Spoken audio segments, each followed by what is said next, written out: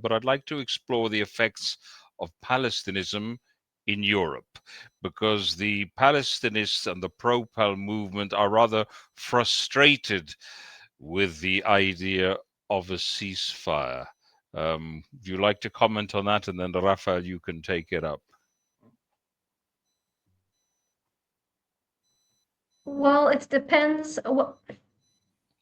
I think we have to look at what's happening internally within France and the UK specifically, with the counter movement trying to, I don't know if it's combat Islam or at least face Islam. And you can see that their symbol is the Crusader symbol, notoriously known as fighting Islam and Muslims. The question is, will they win or not? Because the Palestinianism is just a mirror to Islamism inside Europe, which is taking over Europe, which we just see, in the West. We don't see it because they aren't letting any Muslims in.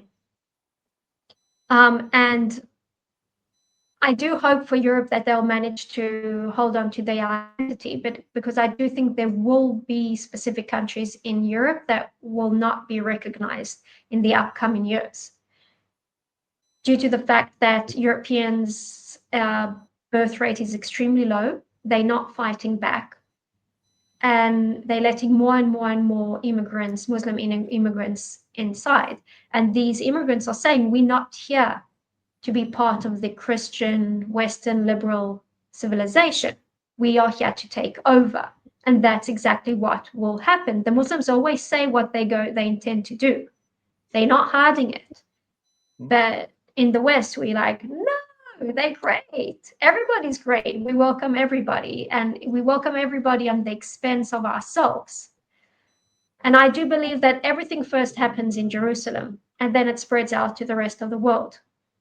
So we could see what happened here with the Muslims. It's just a mirror of what's going to happen in Europe. And I do hope that the movement trying to cherish Christianity and cherish liberalism and cherish the ideas on which Europe was founded, the fact that we free people, that belongs to Europe. That's in Europe's credit. And I do hope that will be maintained, because that's not what Islam cherishes. And there are some very good Muslims, and there are some very good Muslim states. As I said, the UAE, I'm in awe always when I research the UAE or when I speak to people there. But most places, the leaders don't take it to that direction. They take it to a very, very dark and oppressive direction, and that's where Europe is going. And I absolutely hope that Europeans will rise. Yep, that's it. I would like to add one thing, that if you talk to Arabs and Muslims in Arab and Muslim countries, you notice that there is a much greater readiness to talk about the ills of extremism, the ills of wallowing in ignorance and fanaticism and poverty. In Europe and also in America, Muslim communities are not doing that for two reasons. First of all, because the Western liberal democratic free market basically allows them to benefit from the work and the efforts of others without having to pay any consequences for this functionality of their value system. And secondly, because they get complete cover from leftists against any criticism, no matter how justified, who immediately jump in and say, "Oh, what you're saying is racist, Islamophobic, and so forth and so forth."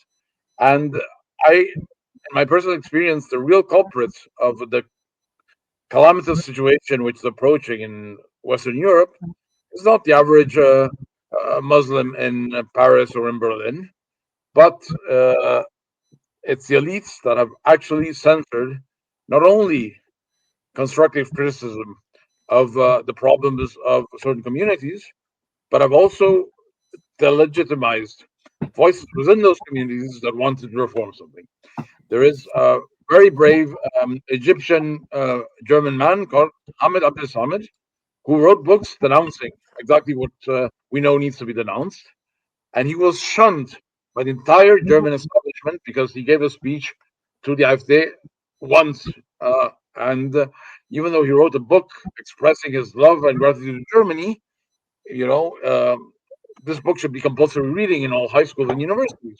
But here, Hamid Abdel Samad became a pariah figure and has basically left the country, like other open-minded uh, Muslims who have realized that if you want to have a career in Western Europe as a Muslim or as a person of color, you have to basically play the victim role, complain about racism, xenophobia, Islamophobia, and then you'll get invited to TV shows, you'll get awards from universities, from the government. But if you're someone who is loyal, thankful, then you will have a very hard time.